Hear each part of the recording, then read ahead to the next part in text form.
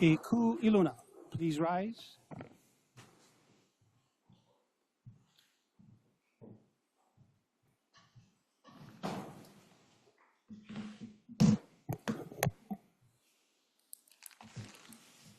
Ohea oko e ko ka aha inahe kuliana imua okea aha ho kolo kolo ki ke hana o pomaku ana o Hawaii. E nai mai, e malio mai, I lohi e kaleo. Hear ye, hear ye, hear ye. All persons having any business before this Honorable Supreme Court, State of Hawaii, draw nigh. Give your attention and you shall be heard. Ola I noho I lalo. Please be seated. Please call the case. Case number SCWC-21-0000504. State of Hawaii, Respondent Plaintiff Appellant versus Brian Lee Smith, Petitioner Defendant Appellee. Arguing for the petitioner, Andrew Kennedy. Arguing for the respondent, Charles Murray. Argument on the merits. All right, good afternoon, Mr. Murray and Mr. Kennedy. Are you both ready to proceed? All right, we are going to be broadcasting live today on our YouTube channel as well as on Olelo. We've allocated 30 minutes for each side. Mr. Kennedy, we're going to give you a warning with 7 minutes to go, correct, in your 30 minutes. And Mr. Murray, we will give you a warning with 5 minutes to go. Very well, please proceed. Thank you very much. Good afternoon, Chief Justice, Rectum, all justices of the Supreme Court, Mr. Murray. May it please the court. The issues in this case, there's primarily two issues. The first is notice, and the second is state of mind. What is the state of mind for a 706-60.1 firearm provision? And did the charging document provide proper notice to the accused as to the state of mind required for this provision in the Penal Code? The court would indulge me for just a moment to give a quick hypothetical, if I may. Picture a situation where a person is walking, they pick up a bag. They put that bag on their back, and everyone agrees this person has no reason to know what's in that bag. They sit down, they start smoking some meth. Cop comes by, says, hey, you're committing a felony. Arrests them, says, can I look in the bag? Person says, sure, go for it. I don't even know what's in there.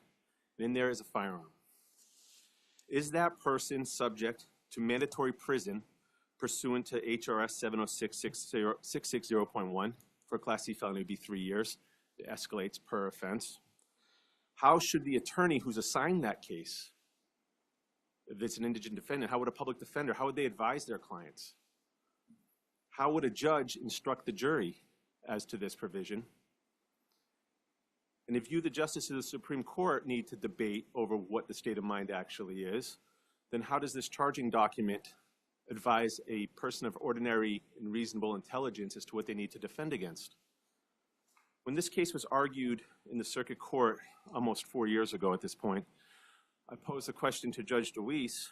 I said, and Judge DeWeese, keeping in mind, she's an experienced criminal practitioner. She was the head of the public defender's office before becoming a judge. And I posed that question to her. I said, you have to instruct the jury. What are you going to tell them? How are you going to instruct the jury as to 706-660? And in her conclusions of law, paragraph 6, she went over the various ways that this could go, the various states of mind that could be applied. So she didn't necessarily know what she would apply. This case was originally, it's an older case because it had a trial back in 2019, and it was reversed on an unrelated issue. In the original trial, the state asked for a state of mind of intentional or knowing.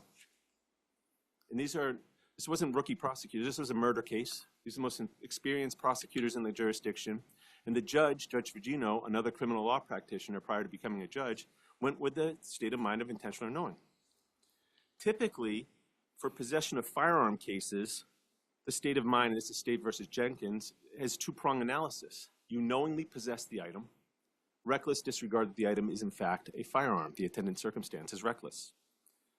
There's also a statute that says when a law is silent as to the state of mind, recklessness is the default, 702-204. And the state is making an argument now that's contrary to their 2019 position, which is now the lowest, that there is no state of mind. Strict liability. We also throw in the issue that it's not just possession of a firearm, it's twofold. It's possessed a firearm or threatened the use of a firearm. As we know, threaten has a different state of mind. It's reckless, it's in re-PP, and there's constitutional provisions such as true threat that need to be made for recklessness. So the state of mind could be a number of possibilities. I would submit to the court it is in accordance with possession as it is elsewhere in the penal code and as the courts have defined elsewhere, which is knowingly possess the item, reckless disregard that it is in fact a firearm. But the ultimate reason why this was dismissed was a notice requirement. Does it actually even have to be pled? The purpose of the notice requirement for pleading is to alert the defendants precisely of what they need to defend against to avoid conviction. So that hypothetical I gave in the beginning. The defendant should be able to read the indictment and know exactly what it is that they need to defend against. And I know the ICA made an issue between the distinction between elements and enhancements. Our position is that it doesn't matter what we label a provision like this. They still have to have notice. First, state of mind is not actually an element or an enhancement. In the Nesmith case, they say state of mind requirements are not elements of an offense, but they're required to be included in the charges against the defendants in order to alert the defendants of precisely what they need to defend against. So it doesn't matter if it's an element or not. We still need to alert the defendant as to what they need to defend against. You know, counsel. Yeah. Rookie defense counsel, first day on the job, they take a look at an indictment. Aren't they given notice that they're subject possibly to a sentencing enhancement? The way it's pled there? Yeah. Well, they're given notice that an enhancement does exist, but they're not given notice as to what. And isn't an enhancement much different, and we said this in Wagner, isn't it much different than the underlying offense itself? I don't know that I would consider it much different in all respects. It absolutely has, like Wagner was the issue of bifurcating the trial or not. Like, do we put the enhancement aspect in the first trial, or we bifurcate it, send it to the jury again a second time? And I know, like with habitual DUIs, it's an element, so therefore it comes in. But when we look at cases like Alden Apprendi, which kind of set the bar for this type of case, they don't distinguish between elements and enhancements. Well, those are priors. That's a different aspect than a fact. What would be the state of mind on a prior? Or, you know, there's a repeat violent sex offender, that's 706-606.5. What is your view on what the state of mind on a prior conviction is?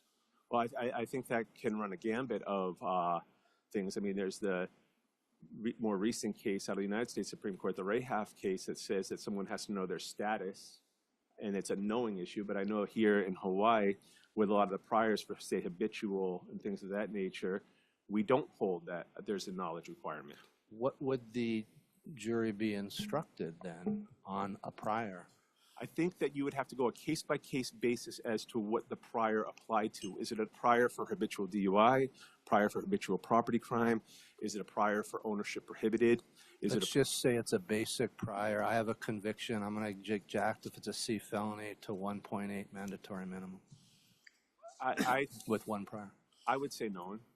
Off the top of my head, I don't know that one off the top of my head, though. But I would say generally status offenses, I think, I'm just going off the opinion in Rahaf, which I don't think was highlighted too much in here, is status. A person's status has to be known. But if the statute itself, and we look at the legislative history, and they specifically carved out that state of mind is not required for this, then no, there wouldn't be a state of mind. So if there, let me just try to unwind that. If there's no state of mind in the enhancement itself, and there are states of mind for certain enhancements, elderly, handicapped, under 8, hate crime, those have specific states of mind. But for those crimes that do not, like priors, or perhaps this crime, are you suggesting that there's no state of mind necessary? No, I would say that the words used in this specific case is possess or threaten. And those words don't just stand alone in this statute. Those words have legal meaning. There's a legally operative words. Like in contracts, some words go beyond, there's a definition that everyone understands them as. The word possess is a legally operative word. We know what that means. It is in the context of a firearm. It's in the penal code. There are case law. There's cases like Jenkins that define possession of a firearm. So that would be the definition for this. Counsel, does it matter that this is, I think, indisputably a use case? It's not a possession case. It's not a threat case, right? That's what the evidence in the first trial showed. Does that make any difference at all? I think in terms of, well, I don't think so when it comes to notice. I think if we plead it beforehand, it has to be across the board.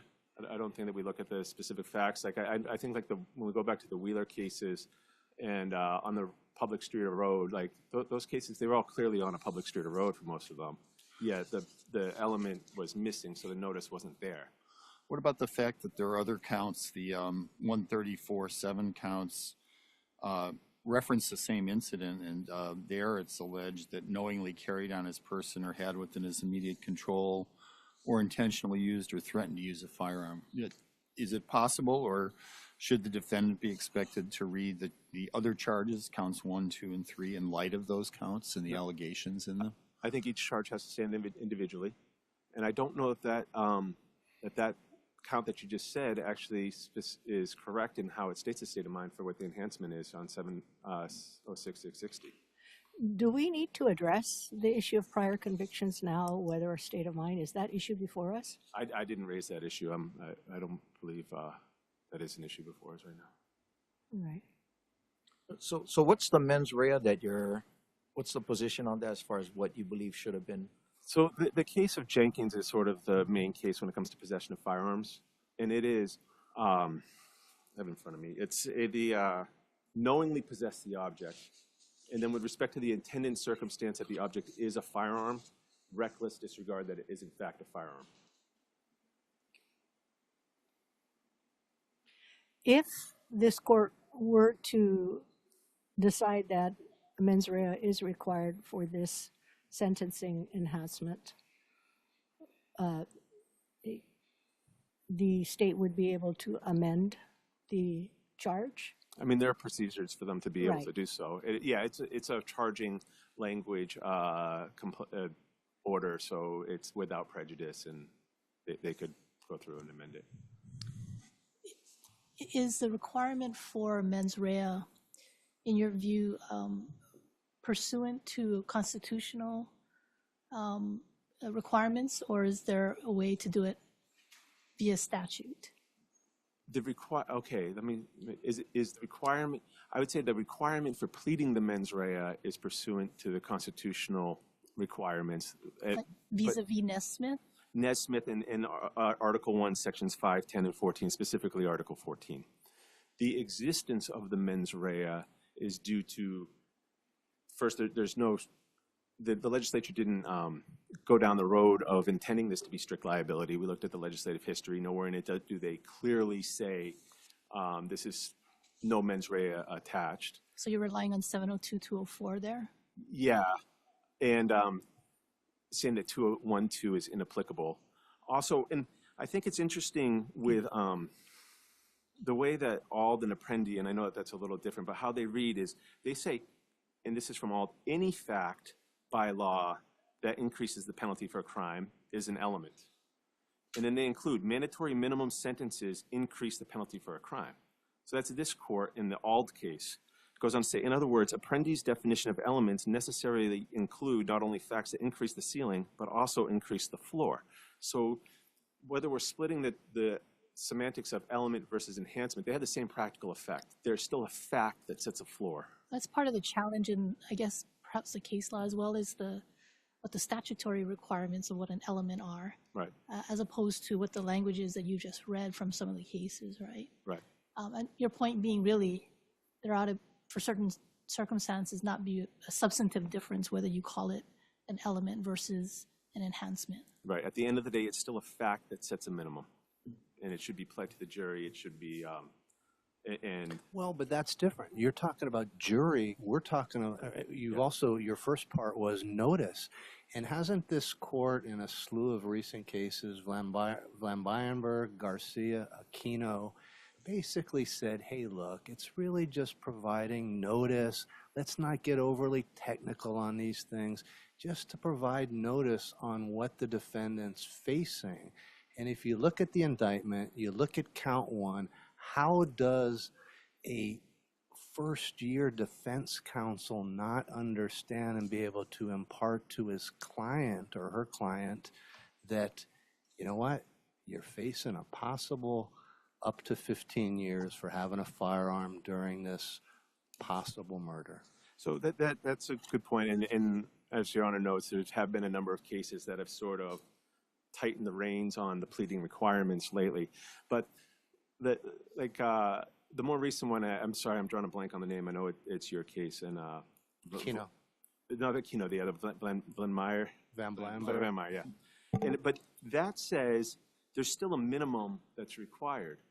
There's still a minimum that you need to still state the elements and still get it out there. They don't have to define what these states of mind are. We don't have to go that far, but you still have to say what it is. So in a case like this, I mean, you reference how does a first-year law student not know, but how did the prosecutors get it so differently in the first trial versus what they're coming at in their point now? As Judge DeWeese noted in her order, this could be a variety of 4 different ways that this could go. So if you have people with doctorate degrees specializing in this field debating over what it actually is, the notice requirement actually goes to what a person of ordinary prudence and intelligence would understand.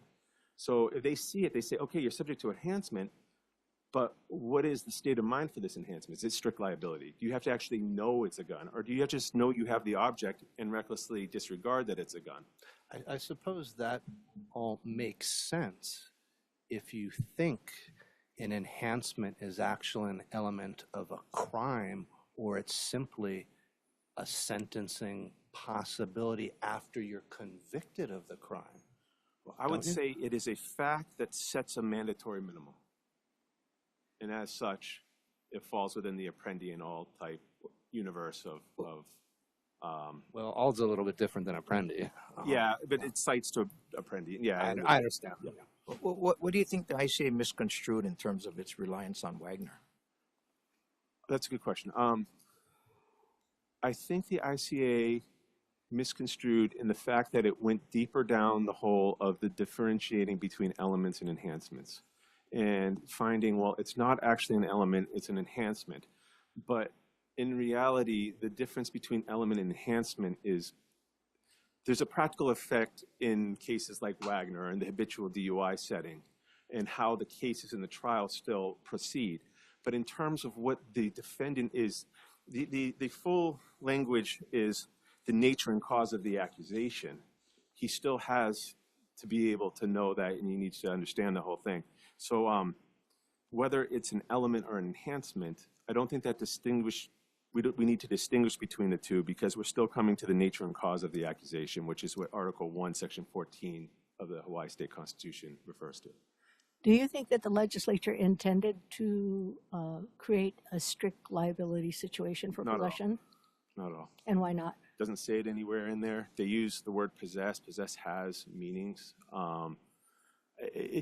I believe 702.212 says it has to be clear. We don't prosecute on actus reus alone. There's a disfavor on that. The strict liability is the exception. Generally, we think of petty misdemeanors, traffic offenses, things of that nature, and of course, statutory rape's the classic one, the age of the individual. And I would also, with respect to statutory or strict liability, this is something I still strongly believe. I think that should still be pled as well. I think someone should know if no state of mind applies. So the example being, say, a sex assault against a minor, where the state of mind of the minors are not relevant because it's not relevant, but it's strict liability. I mean, just thinking back as a defense attorney, people saying, but I did not know she was under 15 or whatever, right? Whether that's true or not, but then you have to explain to the individual, it doesn't matter, it's strict liability on that element. That should be pled as well. I don't think that there's an out for state of mind not being there, strict liability. That there still should be put on notice that no state of mind applies for this element. You mentioned 702.212. Doesn't the language of that statute specifically say crime and offense?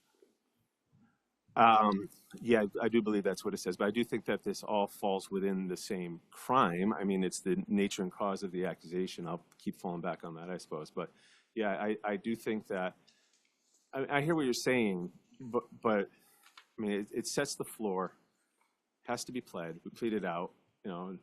And going back to your days as a defense attorney as well, how would you, advise your client? You know, you'd have to go back, you'd have to look it up. And I would say, hey, if you get convicted, maybe this merges. What do you think about merger here? Well, I don't think that's what a first-year public defender might be saying, though. You know. I understand. Yeah. Well, by the way, I mentioned 702.212, but 702.204 also is tethered to offense, not enhancement. How do you respond to those plain words in the statute?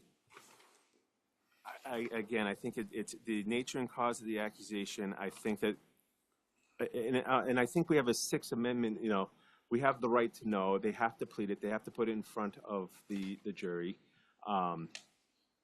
So, I think that the term possess has a state of mind that's involved in it. I think that the legal word possess inherently has a state of mind. I don't know if that answers the question. I apologize if it's a little sidetracked. Thank you. Under Wagner, which the ICA relied upon, which dealt with a prior conviction for a similar offense, right? Yeah. Meth trafficking. I just wonder if you feel like, based on your position in this case, you're advocating for an overruling of Wagner or a distinction? Yeah, not at all. No, I don't think Wagner is improperly applied. I think in that case, it's still bifurcated. It still has to go to jury. It just doesn't go to jury in phase one of the trial. But I think that even in the Wagner situation, you would still have to plead it properly, and it would still be there. But I don't think this ruling would touch Wagner at all. No. Okay.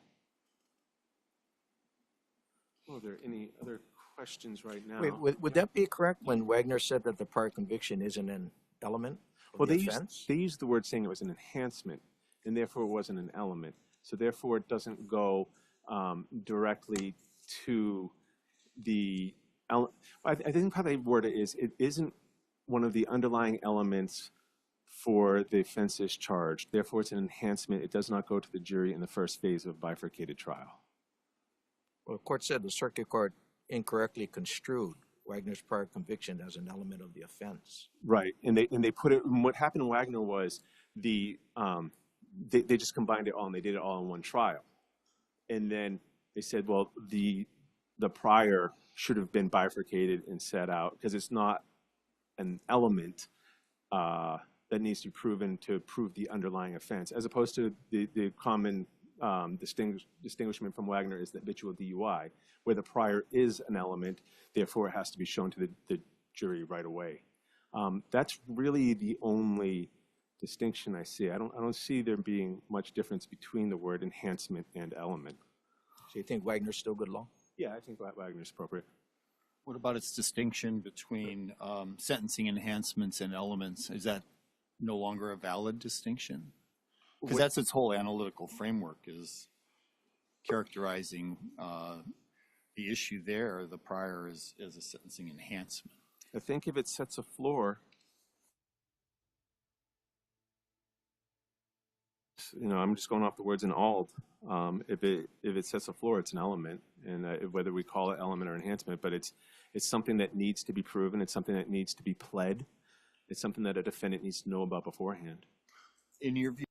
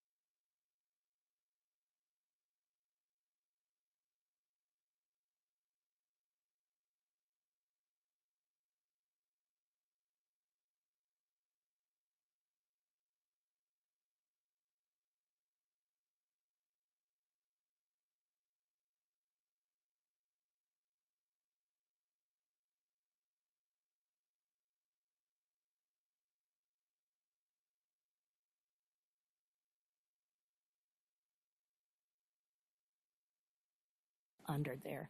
They're going to get another 15, they're subject to another 15 years. Let's say it's negligent, they kill somebody, negligently driving and they kill somebody, reckless driving and they kill somebody.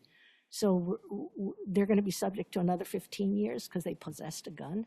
I believe that was the legislative intent.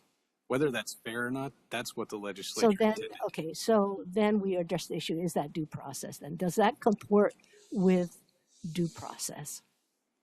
To allow someone to be sentenced to 15 years when they had no knowledge that they possessed a gun. What about a prop gun case? You're shooting a movie and you have a prop gun. You don't know it's an actual gun, and it goes off and shoots and kills somebody.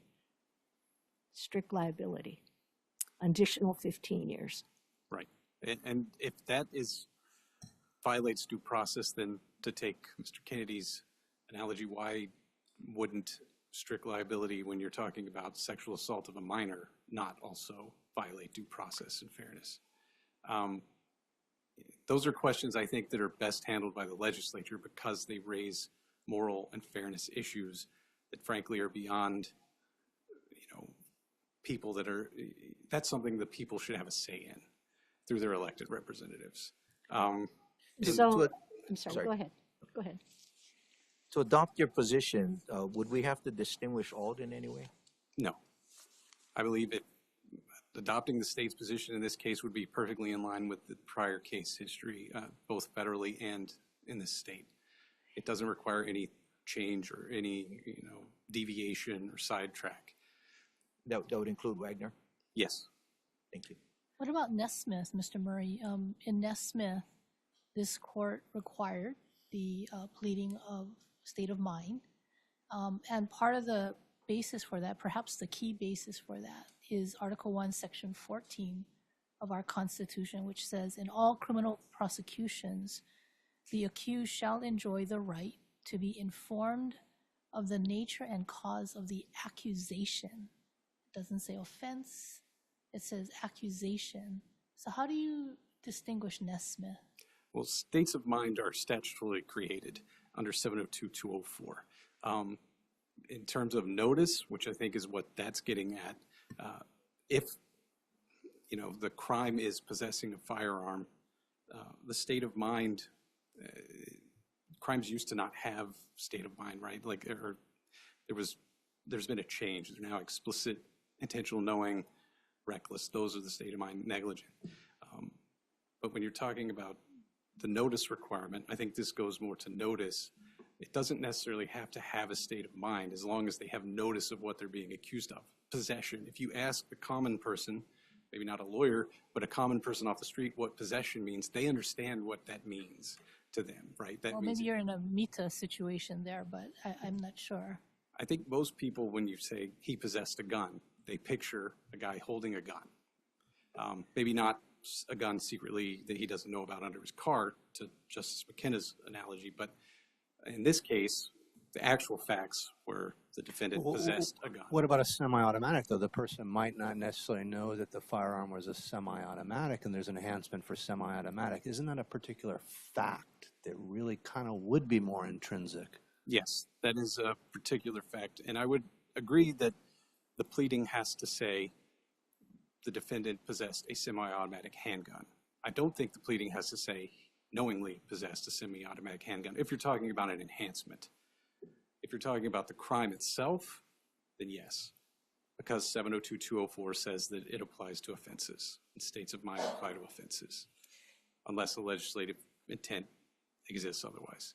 And going to the notice issue, which I think is the strongest argument the state has here, the defendant definitely had notice by the time we're getting to the second trial, which we haven't done yet, because we already went through a trial. But along those lines, you did include intentional or knowing in the first go-around? That was included in the jury instructions. In the jury instructions. But not in the original charge. All right, so you're saying that you would include it in the jury instructions, but not in the complaint? It wasn't included in the indictment. All right. And that's something that's set in stone, right? We're stuck with that. That's why we're here today. But if you're talking about so you're kind of like acknowledging that it needed to be in the instructions. I don't think it did need to be in the instructions either. I believe the law, as written by the legislature and as intended by the legislature, is the mere possession of a firearm. Strict liability, enhances no a crime. defense. Yes. 7022818, ignorance or mistake as a defense does not apply. Not to an enhancement, because they've already committed a crime while possessing a firearm. If you read the conference report, which, While possessing a firearm, even if they didn't know they had it. yes, I think that's 15 what the years, an legislature, additional 15 well, years. that's why the legislature carved Enhancement. it out for the first offense and said it may be imposed, because the legislature wanted to punish people for having firearms or committing crimes. That was their goal. That was their intent. That's why in 1987 they changed it from possession of a firearm, possession of and use or threat of a firearm, threat to use a firearm, to possession or use or threat to use a firearm. So they made the enhancement apply more broadly, even without it being used. So to answer your question more directly, I think absolutely the legislature intended that if you had a firearm under your car, under your seat when you were in a car that you'd stolen and you crashed it and killed someone, then the enhancement would apply.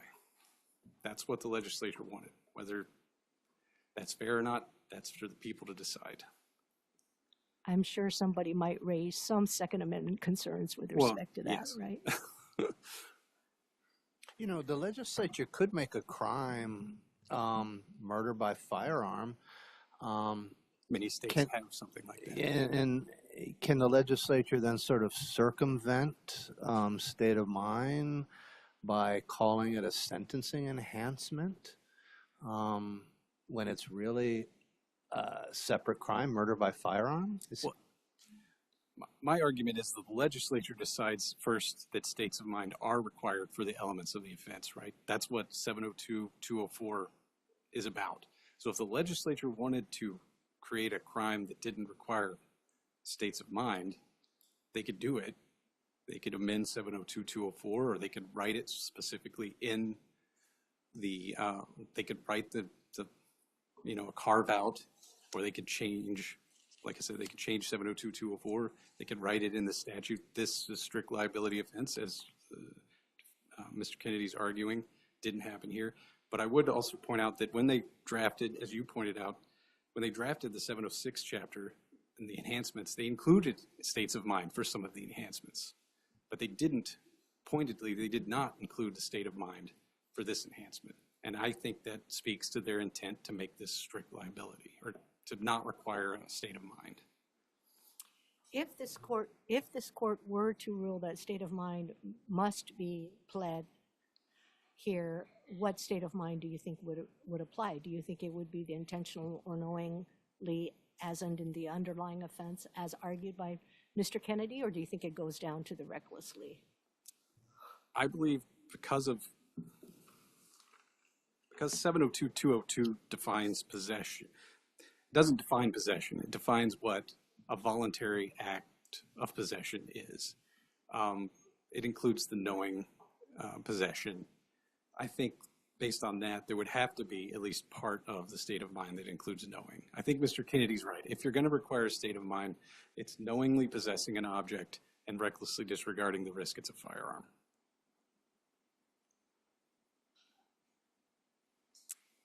But I also think it seems to me, based on the definition of 702-202, or not the definition, but when you look at 702-202, it seems saying they knowingly possess something seems also to be redundant if you're looking at the word possession strictly from the legal standpoint that I think Mr. Kennedy's arguing, because possession from the legal standpoint already includes the knowledge that you knew you possessed it. But if you're talking about a layperson... Do you think 702-200 does apply here? No. It does say in any prosecution, it is a defense that the conduct alleged does not include a voluntary act or the voluntary omission to perform an act of which the defendant is physically capable. I believe that, like 702-204, applies to the crimes, but not to the sentencing enhancements. So you don't think 702-200, you don't think that 702-200 applies to a sentencing enhancement? I don't know. It doesn't say in any prosecution of an offense. It says in any prosecution. Yes, and that is, I mean, It's possible that they meant to carve that out and make that separate from 702-204. I would suspect, though, given the nature of Chapter 702 and the other material in it, it seems like it's more likely to mean that they meant for it to apply to the crimes themselves. But even if it applies broadly, more broadly than crimes itself, that's another distinguishing difference between that section in 702-204, which specifically only applies to crimes and offenses. So based on how you see the charge and the offenses here, like with prior convictions, do you believe like there needs to be a bifurcated trial for purposes of the sentencing enhancement? Not in this particular instance, no. Especially this case, maybe theoretically or hypothetically there could be a case where it would be necessary, but in this case where he's also charged with not only committing murder with the use of a firearm, but the separate crime of use of a firearm in the commission of a separate felony, I don't think, bifurcating it I don't think would do any good because they're already making that decision alongside the murder charge anyway. Yeah, I mean, I think it's, it's interesting because prior convictions seem to be a different circumstance, really. I mean, a different, concerns than certainly here. But yet, you're trying to make this distinction between the offense versus the sentencing enhancement, and that's part of what I'm trying to reconcile. I mean, I'll admit, if I was drafting the statute, I would the whole penal code, I might have done it differently. But I'm just one person. Maybe I'm not particularly smart about that as the legislature. But what's required for the offense may be different than what's required for the enhancement. I mean, I suppose, yes. Right? I mean, that's very possible in different circumstances. And I think that's what makes an enhancement and not an offense standing on its own, right? There has to be some crime already proven before you can even get to an enhancement. And if that's the case, I think the due process standards don't go away, but they're different. You don't have any dispute with the idea that you have to submit to the jury the facts to establish the enhancement? No dispute with that. I mean, that's established case law federally and statewide. So, well, and we have instructions on that too. Right. In fact, we have instructions with respect to elderly, handicapped, underage, minors. Such disability is known or reasonably should be known to the defendant. That's a state of mind, isn't it? Yes. Hate crimes, 706-662-6. The defendant intentionally selected a victim. That's a state of mind. Yes, and that's in the statute. And would you agree that in those particular situations, the charging document should include a state of mind? Yes, it should, or there should be notice given to the defendant in some way that satisfies the notice requirement. Although, again, if we're looking at the element, the statute itself, if the statute requires a state of mind, even if the defendant has notice otherwise, maybe the charge is still in violation of the statute, in which case it might still be subject to, dismissal. I could see that, but I don't think that's the case here because the statute doesn't require it and there's notice. So if the statute does have for an enhancement a state of mind, that should be embedded in the charging document. But in situations where there is no state of mind that the legislature has embedded into a sentencing enhancement, then it's unnecessary to include a state of mind. Yes. And that's your situation, isn't it? Exactly. It's unnecessary. It's not required, however you want to phrase it. And do you think that a defendant without that state of mind that's non-existent has sufficient notice to defend against the charge? Because there's a difference between defending against the charge and then actually, or understanding the charge rather, and proving the charge. Yes. Notice is something that has to be taken on a case-by-case basis.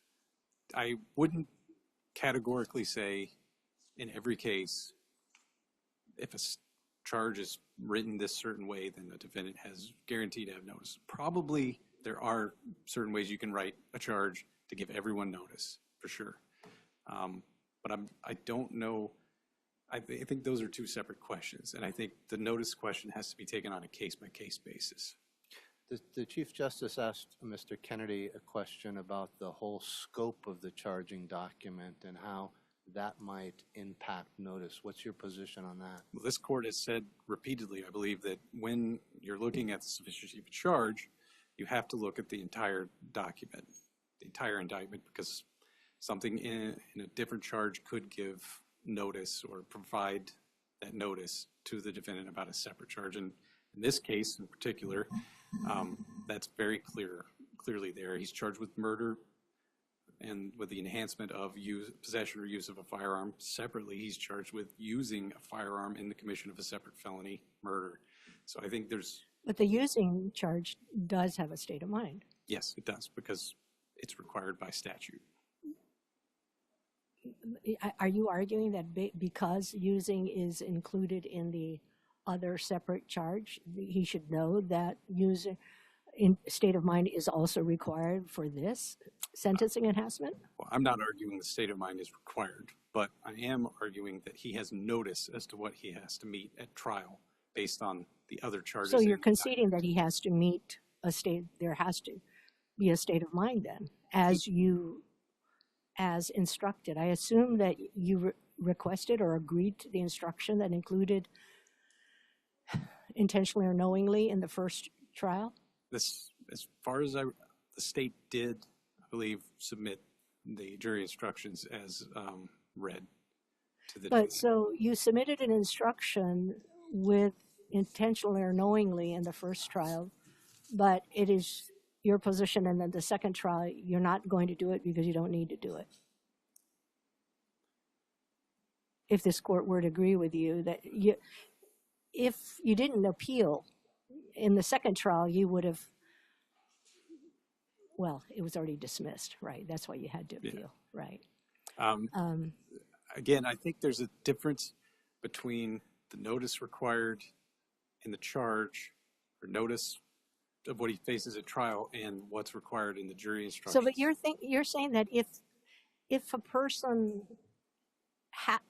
you have to prove more, which is included in the jury instruction, the defendant is not entitled to notice of that. And if they don't have notice of the fact that at trial the state has to prove more, would a defendant who enters into a plea have really understood the charge against him? I mean, that raises an issue. If intentional or knowing is required and a defendant enters a plea without that there, I mean, that could be a problem for many cases that have come before this one. I don't know, the full scope of the cases, but I believe the state, when it submitted those jury instructions, was being overly cautious. I don't think intentional knowing is required in the jury instructions when you're talking about the enhancement. Do you think a voluntary act of possession is required? I don't think that's what the legislature intended for the enhancement. Okay, so you don't think the voluntary act possession statute applies? They say, the way I read the legislative intent, it was, in their own words, mere possession. But I hear you basically, and those are two different things, the notice and then the back end on the conviction, that if we actually ever got a case that a person was convicted sort of under maybe one of the hypotheticals that Justice McKenna was mentioning, that in that situation there might be a due process violation which wouldn't relate to the notice issue. I mean, yes, I could see that being a separate, I think that would be a separate issue, and I'm not comfortable guessing at what might be the right answer. You don't like hypotheticals like backpacks? What about the backpack example that Mr. Kennedy brought up, which was, that was a nice start. What's your position with respect to his hypo there? Oh, what was it again? I'm sorry. It was... The person had a backpack, didn't know a firearm was in it. Okay. If they steal the backpack, or do they just pick up the backpack? I think those are also questions that matter. If the person has a backpack that their friends just put a gun in, let's say, and so they're walking down the street, how is anyone going to know there's a gun in the backpack? There's no crime that's occurring where they will be found to have possessed that gun. If they stole the backpack and there happened to be a gun in it, now they're committing a felony, probably, theft of a firearm, although they don't have knowledge that there's a firearm in it. But let's say they stole the backpack because they knew it had $1,000 worth of goods in it or something. So they have a felony on that. Well, what if he had a backpack and went into a store and stole something over $20,000? And then police arrested him, found the backpack and the gun in it. I think the legislature's intent there would be that he face the consequences of committing a crime And possessing a firearm that was in his backpack that his friend had put in and he didn't know. I think that's the way I read the intent of the legislature, yes. Wait, Again, I don't know if it's fair, but that's their decision. So your argument on the legislature's intent of imposing absolute liability, that's based on the statute being silent? It's based on the statute being silent, where other statutes do include mens rea, and Yeah, as but well the as statute isn't really silent. It's using the word possession. it does use the word Possession relates back to knowingly. If you think that 702.202's definition of voluntary act includes possession, also is the same kind of possession the legislature. Why wouldn't it be? Because they didn't specifically indicate that it had to be a voluntary act in the when they passed the statute. If you read the conference committee reports, they say that it's any possession of a firearm while committing an offense should be punished harshly. That's what they wanted. That's what they were seeking. They had it carved out for the first offense in the sense that the judge may impose it depending on the facts of the specific case. So to take Justice McKenna's example, if a guy had a backpack, his friend put a gun in it, and he goes and robs a store not knowing he had a gun in the backpack, but that's found, that's something a judge could consider under the statute to not impose the mandatory minimum. I think that's what the legislature's intent was. And that plainly appears by silence? It's silent, which means I think the court is entitled to look into the legislative history, including the conference committee reports where that is specifically there. Thank you. You know, the ICA really relied heavily on Wagner. In your view, does the analysis of Wagner survive the Auld decision? Because there is a footnote in Wagner that talks about the Auld decision being prospective. So to the extent that you have a set of facts to which Auld would apply, what's the status of Wagner at that point? I feel like Wagner still survives Auld, but I also don't think even under Auld or Wagner state of mind it comes into play. So even if Wagner didn't survive Auld, I don't believe state of mind is required for this. Well, Wagner talked about just the mere fact of a prior conviction, right, under the meth trafficking. That's different. Yes. Would you agree? Yes, it is. I mean, it's just plus prior convictions are an exception to Apprendi, and it's different in many ways. But Auld seemed to get away from the prior conviction exemption. Yeah. So how do you square that? I think Wagner was right in recognizing that sentencing enhancements are different than elements of an offense. Even if Apprendi and Alon said that they are elements that have to be charged, that's not the same as saying they're an element of the offense itself. In Auld and Wagner, we're talking about two different enhancement statutes. Thank you. And then we get back to what Justice Scalia was saying. He doesn't see the distinction between, calling it elements or sentencing factors or sentencing enhancements, because a legislature could then just say, hey, here's the basic offense, and then after that, everything is a sentencing enhancement. And you're saying the legislature could do that the legislature could just say, hey, we're going to have these offenses that require state of mind, but we're going to call everything else a sentencing enhancement and not require any state of mind. I think that's constitutional. I'm not sure. I wouldn't say blatantly it's constitutional in every scenario, but I do believe the legislature has the power to do away with states of mind. Well, shouldn't we read the statute? If we find some constitutional infirmity, shouldn't we read the statute to save it from that infirmity? if that's the case, if the court finds that the statute is infirm in some way, and there's a way to read it to save it, then his precedent says that's what the court's supposed to do. But I don't think the court should take a Supreme Court case interpreted by this court in a different circumstance and use that as a way to rewrite a statute to change the intent that the legislature originally had. You've conceded that if we were to find a state of mind required, and if it was possession, it would need to be knowingly under 702. But what if it's threatened? What if it's threatened its use, right? Threaten the use. Let's say that it was, someone had what they thought was an air gun, but it ended up being a real gun. And they say, hey, hand over your nice watch there, or I have a gun and I'm going to use it, right? And then he's arrested. Ends up that it wasn't an air gun, it was a real gun. So if we were to find a state of mind, would that still be knowingly? I think he knowingly possessed the object, reckless disregard. It was an actual gun, like Mr. Kennedy said. I think that would cover that scenario. Okay, thank you. Well, anything further for the court? No, Your Honor. All right, thank you, Mr. Murray. Mr. Kennedy, your rebuttal. If I may briefly, a lot of time was spent on legislative intent. I just want to reiterate that there's a presumption that state of mind exists.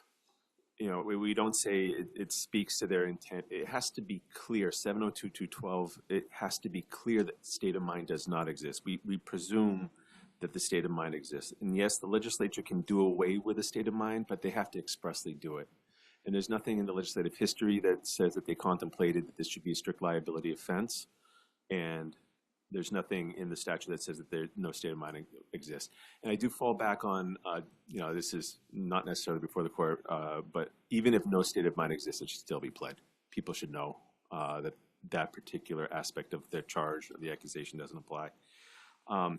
Another thing that was brought up was that the strongest argument was noticed due to the first trial, although I think the court has heard, the first trial is where this confusion came from because they used one set of jury instructions that didn't totally comply with what Jenkins was, and now they're arguing it's something totally different. So if anything, the first trial shows how important the notice actually is for us to know what we have to defend against. The fact that that was a position the state took, that an experienced circuit court judge adopted, that is different than what either of the attorneys are arguing today. I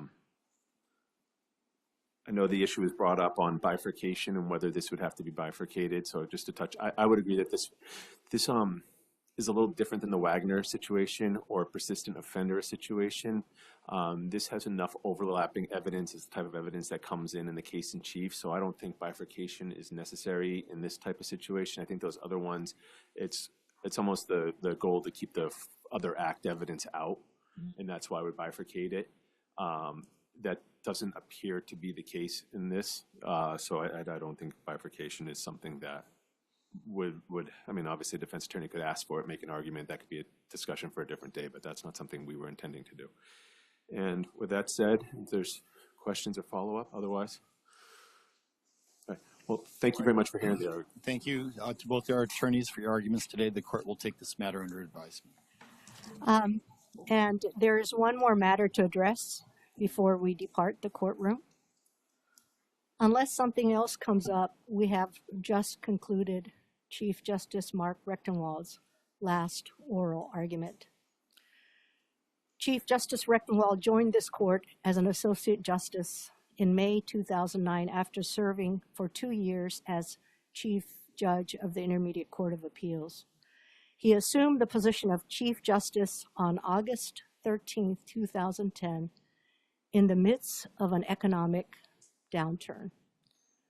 Since then, not only has he ably led the judiciary through various challenges, including furlough Fridays, the COVID pandemic, and attacks on judicial independence, he has led the judiciary with integrity, grace, fairness, and compassion, and leaves behind a strong and diverse judiciary that has become a national leader in access to justice, state constitutionalism, specialty courts, including our therapeutic and environmental courts, and of course, the Aloha Spirit.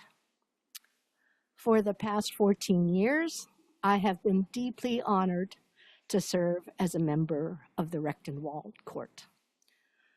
On behalf of all current and former members of the Rechtenwald Court, as well as everyone here and everyone who has served in the Hawaii State Judiciary, past and present, mahalo nui loa, Chief Justice Rechtenwald.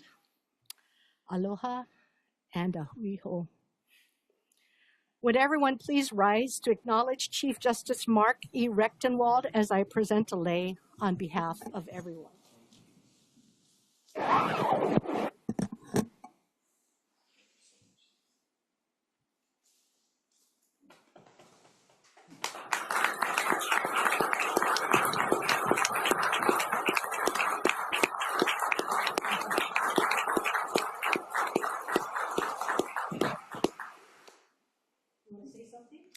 Say something really quick. You know, honestly, I didn't realize this was my last oral argument. So, which kind of tells you how busy it's been. But every time it never gets old walking into this room to preside over an oral argument. And it's really sort of our judiciary at its finest, with justices well prepared, asking tough questions, and trying to get to the truth and trying to decide matters correctly. And for me, it's been absolutely the joy of a lifetime to have this opportunity to be here in this role and also in my role as Chief Justice. And the friendships I've had and developed, professional relationships I've developed, are things that I will treasure forever. And so I am deeply, deeply touched by this really incredible outpouring of aloha today. So thank you all so very, very much. Aloha.